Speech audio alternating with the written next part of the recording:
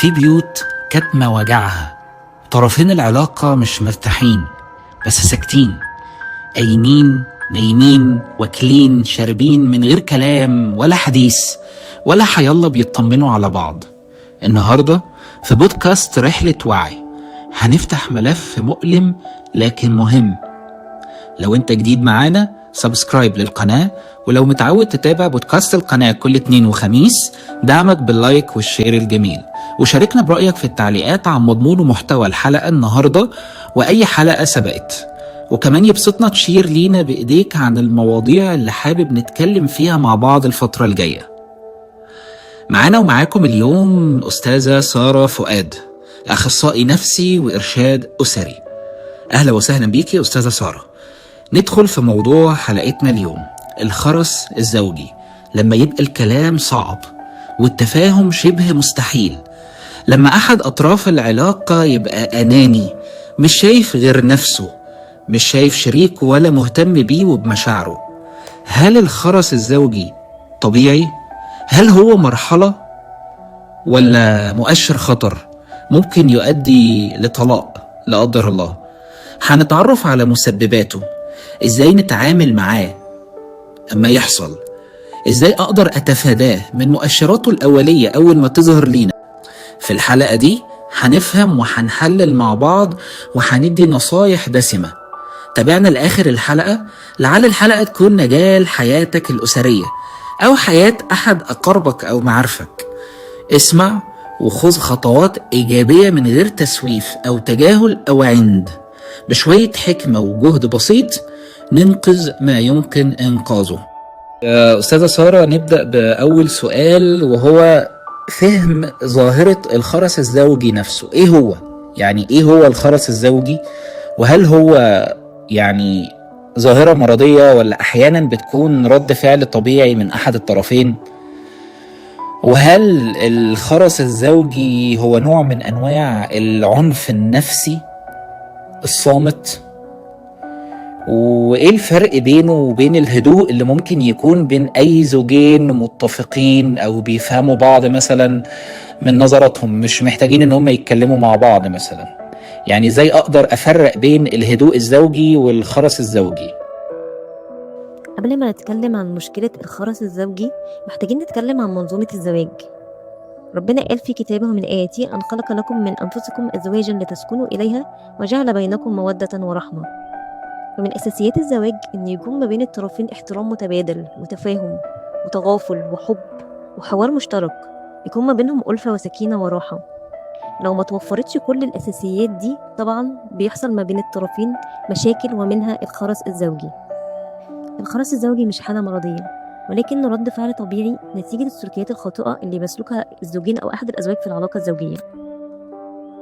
لأن العلاقة غير مستقرة بين الزوجين بيصاحبها مشاعر التوتر والقلق والخوف ومشاعر سلبية كتيرة بتكبت جوه نفس الإنسان، وبالتالي لو النفس تعبت بيعبر عنها بأمراض جسمية زي السكر والقولون العصبي والضغط.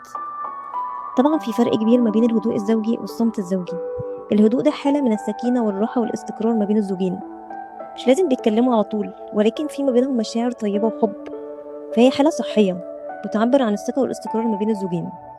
فممكن من شدة التفاهم والحب اللي ما بينهم يكونوا فاهمين بعض قوي، فمش محتاجين كلام مطول ومستمر عشان خاطر يوصلوا المعلومات لبعض، ممكن بنظرات العينين بيفهموا بعض. أما الخرس الزوجي فهي حالة سلبية لأن بيغيب ما بينهم الحوار، ما بيكونش ما بينهم مشاعر عاطفية وحب، فبالتالي بيحصل مشاكل كبيرة بينهم ممكن تؤدي إلى الانفصال لو ما تعالجتش. طيب ايه الاسباب النفسية والاجتماعية اللي ممكن تسبب ضغط على احد الطرفين وتؤدي بالمنظومة كلها انها تندرج تحت بند الخرس الزوجي؟ الأسباب المحورية اللي بتؤدي إلى الخرس الزوجي كتيرة، من أهمها الإهمال. الطرفين أو أحد الأطراف بيكون مش مهتم بالتاني، بيكون همه نفسه قوي وإن هو يلبي احتياجاته، مش مهتم قوي باحتياجات الطرف التاني. بيكون عنده نظرة أنانية شوية، شايف نفسه، شايف إن هو اللي محتاج يتقدر، شايف إن هو محتاج يهتم بمشاعره، بيكون شايف إن هو اللي بيسعى وبيتعب عشان خاطر يوفر حياة مستقرة لأسرته. فبالتالي محتاج ان هو يتقدر، محتاج ان هو يتشاف. ولو ما لقاش التقدير ده من الطرف الآخر سواء بالكلام أو بالنظرات، بيحس إن هو مهمش، بيحس إن جهده مرمي على الأرض، فبالتالي بيحس إن الكلام مع الطرف الآخر ملوش لازمة فبيسكت. وطبعا الموضوع ده ينطبق على الطرفين، مش طرف واحد في العلاقة، الاتنين ممكن يصيبهم الموضوع ده. تاني سبب ممكن نتكلم عنه هو غياب لغة التفاهم والحوار ما بين الطرفين، وده بيكون بسبب اختلاف الثقافة والوعي بين الزوجين. فممكن يكون الزوج درجة ذكائه أعلى من الزوجة، فهو بيفضل يتكلم في أمور وحاجات هي مش مستوعباها أو مش فاهمة هو بيقول إيه، وبالتالي بيحس إن هو مش مفهوم بالنسبة لها، وهي مش قادرة تتواصل معاه ولا تجريه في الكلام، فبالتالي بيكرهوا الكلام مع بعض، ويوصل بيهم إن هم يعيشوا فترة من فترات الخرس الزوجي. كمان اختلاف الأهداف ما بين الطرفين، كل واحد عنده أهداف ومسلمات في دماغه عايز يحققها ويوصل ليها، وممكن توصل ان هما الاتنين يعندوا مع بعض عشان خاطر كل واحد يحقق الأولويات اللي في دماغه. وممكن لحظات العند دي تولد ما بينهم مشاكل كبيرة، فبيريحوا دماغهم ويسكتوا، ما يحاولوش يتكلموا مع بعض في أهدافهم واهتماماتهم عشان خاطر ما يوجعوش دماغهم بالمشاكل اللي بتحصل ما بينهم. أما السبب الثالث، عدم معرفة كل طرف من الطرفين بطبيعة تفكير الطرف الآخر. تفكير الزوج بيختلف عن الزوجة. الزوج دايما بيشوف الأمور بصورة كاملة، بيحاول يتعمق في المشاكل والكلام اللي ما بينهم بحيث ان هو يوصل لنتائج، مش بيهتم بالتفاصيل، مش بيهتم بالأحداث الكتيرة اللي جوه الكلام، بيحاول يفهم ويسمع الأمور المهمة في الموضوع اللي بتحكيه الزوجة، فبالتالي مش بيبقى باين عليه ان هو مهتم قوي ومركز معاها في الكلام، وهي طبعا بتفسر ده ان هو مش مهتم، مش بيحب يسمعها، ان هو مش بيرد عليها، فبتفهمه غلط. في حين هو اصلا وهي بتتكلم هو بيفكر في حل المشكلة، هو مش بيشاركها بإبداء الرأي، ولكن هو بعد ما تخلص كلامها هو هيرد عليها بالكلام المهم اللي المفروض يتقال، اللي من وجهة نظره ان هو بيحاول يساعدها في ان هو يحل لها المشكلة، فبالتالي مش هيقطعها، مش هيحاول ان هو يبدي آراء غير لما تخلص كلامها عشان خاطر يحط لها الحلول الممكنة ان ينفع تطبقها وتتخلص من المشاكل اللي بتقابلها. حتى وهو بيتكلم في مشاكل عنده وتفاصيل في حياته، هو عمره ما بيحكي تفاصيل، هو بيحكي برضو نقط أساسية ومحورية في المشاكل اللي بتحصل له، وطبعا هي بتقطعه في الكلام، فلما تيجي هي بتقطعه بالأسئلة الكتيرة اللي بتقولها له، هو ساعتها بيحس ان هو مش قادر يتواصل معاها، مش قادر يحكي براحته، مش حاسس ان المواضيع دي مهمة عشان يجاوب عليها، فبالتالي بيحصل ما بينهم مشاكل قوية وعدم فهم. هو مش فاهم ان هي حابة تسمع منه كل التفاصيل عشان تشاركه أحداث الحياة اللي هو عايشها، وهي مش فاهمة إن هو مهتم إن هي تسمعه بالطريقة اللي قادر يعبر عنها ويتكلم بيها. فعدم فهم طبيعة تفكير كل طرف وقدرته على صمد الكلام والحوار ما بينهم بتخليهم مش قادرين يتواصلوا مع بعض لفظيا، لأنهم شايفين إن هما مش فاهمين بعض، مش قادرين يوصلوا المعلومة لبعض، مش قادرين يسمعوا بعض، فبيحصل ما بينهم مشاكل تخليهم يسكتوا أحسن من هما يتكلموا، فبيلجأوا للخرس الزوجي. وهنيجي بقى لأهم سبب اللي بيقابل الزوجين وهو ليه مردود من أيام الطفولة، وهو البخل والشح العاطفي. يعني ممكن يكون الزوجين أو أحد الطرفين منهم ما ترباش على التعبير الصحيح عن المشاعر، مش بيعرف يعبر عن الكلام اللي جواه، مش بيعرف يقول هو بيحب ايه أو بيكره ايه، مش بيعرف يقول ان هو بيحب الطرف الآخر أو مش بيعرف يتكلم أصلا، فبالتالي بيفضل ساكت، والطرف الآخر بيعبر سكوته ده عن ان هو مش بيحبه، مش مقدره، مش قادر يتواصل معاه، فبيتضايق وبيحس ان ده برضو اهمال من الطرف الاخر، فبيحصل ما بينهم جفاء وبعد وبرود في العلاقة. كمان في سبب مهم جدا وهو طريقة الكلام السلبي ما بين الزوجين. فممكن احد الازواج يكون دايما كلامه جارح، كلامه فيه نقد والقاء اللوم على الطرف الاخر، مفيش فن حوار ما بينهم، مفيش كلام بناء ما بينهم، مفيش شكر، مفيش عرفان بالجميل، مفيش تقدير، ولا في ما بينهم كلام طيب ومعسول كده يخلي في مشاعر تتحرك تجاه الطرف الآخر. لأن الكلام الطيب ما بين الزوجين هو اللي بيبني سد منيع أمام الأزمات اللي بتقابلهم، هو اللي بيخلي ما بينهم رصيد كافي يحاولوا إن هم ياخدوا منه وقت ما يحصل مشاكل أو وقت ما يحصل ما بينهم عدم تفاهم، ويخلي العلاقة تستمر. وفي حالة غياب الكلام الحلو ما بينهم وكثرة الكلام اللي فيه نقد ولوم واتهامات باطلة وكلام جارح بيحصل انطفاء للمشاعر ما بين الطرفين، بتخلي الطرف الملام دايما مش قادر يعبر عن مشاعره، مش قادر يقول كلام حلو للطرف الآخر، بيستخسر فيه أي كلام لأنه عارف إن هو لا هيتسمع ولا هيتقدر ولا هيلاقي كلام مقابل حلو يحسسه بقيمته ويحسسه إن هو متشاف. هنتكلم بقى على الأسباب الاقتصادية والأعباء الاقتصادية اللي وقع على كاهل الزوج. الزوج دايما بيبقى عنده خوف وقلق ازاي هيلبي المتطلبات الاقتصادية الخاصة بمتطلبات المعيشة بتاعت أسرته، فبيدخل في كهفه ويفضل بقى عنده تفكير دايم ازاي يوفر حياة كريمة لأسرته، وطبعا بيقل قدرته على العطاء وعلى الكلام مع أفراد أسرته كلها مش الزوجة بس، برغم ان في أسباب كتير جدا لظاهرة الخرس الزوجي، بس هنتكلم على آخر سبب وهي الأسباب التكنولوجية وإدمان وسائل التواصل الاجتماعي. فانشغال الزوجين بوسائل التواصل الاجتماعي مخلينهم ان هم عاملين عالم افتراضي عايشين جواه، كل طرف فيهم ماسك موبايله متوحد معاه وعامل عالم كبير مليان اشخاص وافكار ومواضيع مهتم بيها، ولان المجتمع اللي عايش جواه ده في موضوعات تتوافق مع تفكيره وثقافته، فبتخليه عالم مريح ليه مش قادر يخرج منه، مش قادر يتواصل مع ناس تانية، وممكن توصل بيه الحالة لحالة إدمان الوسائل التواصل الاجتماعي، بيكون متوتر وقلقان ومش مستقر وهو بعيد عن موبايله، بيكون زعلان وكئيب وتصرفاته وكلامه مزعجة مع الطرف الآخر لو مش متواصل مع العالم الافتراضي اللي هو صنعه، وإدمانه ده بيخليه مش قادر يتخلى عن مشاعر الأمان والراحة اللي بيحسها وهو قاعد على الموبايل، فبالتالي مش هيسيب كل المشاعر دي ويتواصل مع حد بالأخص إن هو مش فاهمه، فبيفضل ان هو يتواصل وقت طويل مع عالم افتراضي مريح ليه افضل بكتير من ان هو يتعامل مع عالم واقعي مش مريح ومش مستقر بالنسبة له. طيب يا أستاذة سارة، بالنسبة للتفادي والعلاج، إزاي أقدر أتفادى الخرس الزوجي؟ يعني من قبل ما تظهر لي مؤشراته إزاي أقدر أتفاداه؟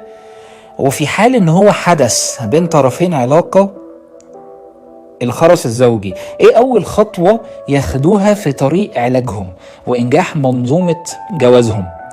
وهل يقدروا هم بحلول ذاتية فعالة ما بينهم إن هم يتغلبوا على الظاهرة دي ما بينهم، ولا الأمر بيتطلب تدخل أطراف خارجية زي مثلا استشاري علاقات زوجية؟ نقدر نتفادى طبعا الخرس ده، بيقولك ان الوقاية خير من العلاج، فلو الطرفين حاولوا يبذلوا مجهود شوية لنجاح العلاقة دي بالعطاء المتبادل سواء في المشاعر والحوار البناء ما بينهم مش هيكون في مشاكل أصلا ولا خرس زوجي ولا غيره. لو حاول كل واحد يكون أولوية في حياة الطرف الآخر هيكون الحياة ما بينهم سهلة وجميلة، لو كل طرف عبر عن مشاعره الحقيقية الطيبة تجاه الطرف الآخر فكل طرف هيحس بأهميته ومحبته في قلب الطرف الآخر، وهيحبوا الكلام مع بعض وهيحبوا ان هم يقضوا مع بعض اوقات ممتعة طول الوقت، وهيشاركوا بعض كل حاجة في حياتهم سواء مخاوفهم سواء اهتماماتهم سواء مشاكلهم، كل حاجة بتقابلهم في الحياة هيشاركوها سواء مهمة او مش مهمة للطرف الاخر. لو حصل بقى خلط زوجي ما بين الزوجين او احد الاطراف، ايه بقى اللي ممكن يعملوه عشان خاطر يبقى فيه تفاهم ولغة حوار جميلة ما بينهم تاني؟ اول حاجة لازم يرجعوا المشاعر الطيبة اللي كانت ما بينهم زمان، لازم يكون ما بينهم كلام كل يوم مع بعض في أي حاجة ولو بسيطة، وما يقعدوش يفكروا مين الطرف اللي لازم يبدأ، أي حد فيهم لازم يبدأ، خيركم من يبدأ بالسلام. فمثلا الزوجة وهي بتكلم جوزها كل يوم مش لازم كل يوم تطلب منه طلبات للبيت والأولاد والحاجات اللي بتأيده وبتخليه دايما مضغوط، حتى لو مضطرة ان هي تطلب منه تطلبها بطريقة كويسة، وقبلها يكون في كلام فيه حب وغرام وامتنان ليه، تحسسه قد ايه هو بيتعب، تحسسه قد ايه هو محبوب ليهم، تحسسه قد ايه هو مهم، وتحسسه ان هو الدعم والسند ليهم بعد ربنا في الحياة. برضو الزوج يحاول كل يوم يبعت لها رسالة يعبر فيها عن حبه وامتنانه ليها، هيوصل ليها ان هو قد ايه هو مشغول ومضغوط في الشغل بتاعه، برغم كده هو فاكرها، برغم كده هي مهمة بالنسبة له، وهتحس ان هو حابب يتواصل معاها وحابب وجوده معاها على طول. الكلام الحلو على فكرة بيغير مشاعر البنات، يعني كلمة واحدة من الراجل اللي بتحبه أو زوجها يعني بتخليها إن هي طايرة كده، بتخليها تعمل أي حاجة مهما كان صعوبتها على فكرة يعني. كمان لازم يتفقوا مع بعض ان هما كل فترة لازم يخرجوا مع بعض، سواء في مكان عام او مثلا يروحوا يزوروا زيارات عائلية. لو عندهم اولاد مثلا ممكن يخرجوهم في اماكن عامة. المهم يكون في نشاطات تفاعلية مشاركة ما بين الطرفين، ومن المفترض يكون ما بينهم كلام وحوار كل يوم، ولو كلام بسيط. يعني مش لازم كلام مطول، مش لازم كلام كتير، مش لازم دخول في تفاصيل كتيرة وطويلة، مش لازم كل يوم كلام عن مشاكل وعقبات بتقابلهم في حياتهم. ولو هو حدث بسيط ممكن يحكوه، ولو حاجة حلوة حصلت في حياتهم ممكن يشاركوا فيه الطرف الآخر، ولو ذكريات ممكن يتكلموا فيها كانت حلوة ما بينهم، أو يشاركوا مع بعض أفكار وأهداف مستقبلية حابين يحققوها. بس أهم حاجة يحافظوا على الطريقة الحلوة في الكلام. إمتى يتكلموا، إمتى يسكتوا، إمتى يسمعوا، إمتى يعبروا عن آرائهم للطرف الآخر. ما يكونش الكلام ما بينهم فيه شد وجذب، أو يكون فيه كلام يستدعي اشمئزاز واستفزاز الطرف الآخر. لازم هما بيتكلموا يحافظوا على مشاعر بعض، ويتفننوا في اختيار أجمل الكلام اللي يناسب الطرف الآخر عشان خاطر يقبلوا ويحبوا. لازم يبنوا بيئة صالحة ومثمرة في الحوار. برضو من ضمن الحاجات المهمة للقضاء على مشكلة الخرس الزوجي ده هو التنفيس الانفعالي. لازم كل طرف يقعد مع الطرف التاني ويحكي له مشاكله، يحكي له أوجاعه. لازم يعبر عن كل المكبوتات اللي جواه، لأنه كل ما يخرج المشاعر السلبية اللي جواه دي هيقدر يكون أهدى، هيقدر يكون أروق، هيقدر إن هو يتكلم ويدي ويحب ويتحب. حقيقي فكرة الوضوح والفضفضة الفعلية ما بين الزوجين دي بتخلي علاقتهم أقوى، بتخليهم قادرين يقربوا من بعض، قادرين يحسوا ببعض، قادرين يحبوا بعض ويتواصلوا مع بعض على طول. بتزود التفاهم ما بينهم، وكل ما زاد درجة التفاهم كل ما زاد حب التواصل والكلام ما بينهم، وبيوصلوا إنهم يكونوا جسدين في روح واحدة، ويقدروا يفهموا بعض حتى من غير كلام. ومهم جدا كل واحد يهتم فيهم باهتمامات الطرف الآخر، يحاولوا يقروا عن الاهتمامات اللي بيحبوها، الأنشطة اللي بيعملوها، عشان لما يجوا يتكلموا مع بعض يلاقوا لغة وحوار مشتركة ما بينهم يقدروا يتكلموا فيها. في حالة إن أحد الأطراف أو الطرفين بذلوا جهد قوي عشان يقضوا على ظاهرة الخرس الزوجي ده ما بينهم، وحاولوا بكل الطرق الفعالة والذاتية اللي أنا قلت عنها دي يطبقوها، ملقوش أي نتيجة من أحد الأطراف، هنا بقى نقدر نقول إن لازم يتدخل طرف تالت. الطرف ده بيكون حكم من أهلها وحكم من أهله، ويختاروا الشخص الواعي العاقل اللي يقدر يحكم ما بينهم بالعدل والحق ويقدر يصلح العلاقات ما بينهم. في حين ان الطرف ده مش موجود، او فعلا الطرف ده موجود وقعد معاهم واتكلم معاهم وحاول يوصل لحل مشترك ما بينهم وما وصلش لحلول والمشكلة ما زالت قائمة، فلازم بقى يلجأوا لاستشاري أسري يحاول يصلح العلاقات ما بينهم ويخليهم يعيشوا حياة مستقرة وجميلة ويرجع الألفة والحب ما بينهم. أكبر خطر بقى بيحصل من مشكلة الخرج معاهم واتكلم معاهم وحاول يوصل لحل مشترك ما بينهم وما وصلش لحلول والمشكلة ما زالت قائمة، فلازم بقى يلجأوا لاستشاري أسري يحاول يصلح العلاقات ما بينهم ويخليهم يعيشوا حياة مستقرة وجميلة ويرجع الألفة والحب ما بينهم. طيب، في جانب إضافي برضو حابين إن احنا نتطرق ليه، اللي هو إزاي الخرس الزوجي بيتأثر بالأطفال لما يشوفوه من أهلهم، لما يبصوا للأب أو يبصوا للأم ويلاقوا إن في ما بينهم ظاهرة الخرس الزوجي الطويل، إن هم عايشين مع بعض بس مش بيتكلموا مع بعض. ده بيأثر أكيد على نفسية الطفل. فإزاي الطفل بيتأثر بالظاهرة دي؟ أكبر خطر بقى بيحصل من مشكلة الخرس ده إن هي بتأثر على الأطفال اللي من بينهم، فتعمل لهم مشاكل نفسية واجتماعية كبيرة قوي، ممكن توصل بيهم إن هم يشعروا بالقلق والاكتئاب وعدم الأمان وعدم الاستقرار. دايما بيكونوا متوترين وخايفين، دايما بيحسوا إن هم مش مرغوبين، مش محبوبين. وطبعا بتسوء الأمور بيهم إن هم بقى ما يعرفوش يركزوا في الدراسة، ما بيعرفوش يجيبوا درجات عالية، ما بيعرفوش يذاكروا، ما بيعرفوش يكونوا علاقات اجتماعية حلوة مع صحابهم، بيفقدوا الثقة في نفسهم وفي المحيطين بيهم، مش بيعرفوا يعبروا عن احتياجاتهم ومشاعرهم بطريقة صحيحة، وبالتالي لما بيكبروا ما بيعرفوش يكونوا علاقات صحية مستقبلية ما بينهم وما بين الناس، ولما بييجوا يتجوزوا مش بيختاروا صح، وبيحصل مشاكل طبعا ما بينهم وما بين أزواجهم، وبيكرروا نفس مشكلة والديهم اللي هو الخرس الزوجي، وبالتالي بتنتشر الظاهرة على نطاق أوسع وأعمق، وبيصيب الخرس الزوجي الأجيال الجاية اللي ملهمش ذنب غير إنهم بيدفعوا ضريبة أخطاء آبائهم. وفي ختام حلقتنا اليوم من بودكاست رحلة وعي الخرس الزوجي، حبينا ننوه عن بعض النقاط من محتوى حديثنا الشيق مع أستاذة سارة فؤاد. افهم قبل ما تلوم. أوقات الصمت مش ضعف، الصمت ممكن يكون وجع أو خيبة أمل أو خوف من التكرار. قبل ما تقول اللي قدامك ليه مش بتكلمني، اسأل نفسك هو بيحس بالأمان وهو بيتكلم معاك؟ بالأحرى انت عطيه الأمان علشان يتكلم ولا دايم تكبته؟ لو الكلام ما بينكم مات، الحب ما بينكم مهدد بالخطر. الخرس الزوجي مش بيبدأ فجأة، ده نقطة ورا نقطة وسكوت ورا سكوت لحد ما يبقى في بينكم حيطة. الكلام هو الجسر بين اتنين، وكل مرة بتمشي على الجسر ده وما تقعش الجسر بيقوى ما بينكم. لو مش قادر تتكلم اكتب له، ما تكبتش جواك. الخرس مش بس غياب الصوت، ده أوقات بيكون غياب للروح. لكن دايما في فرصة نسمع بعض، نفهم بعض، ونرجع الحكاية تعيش لأيام والأزمنة. لو مريت بتجربة خرس زوجي أو عايز تقول رأيك، إحنا مستنيين نسمعك.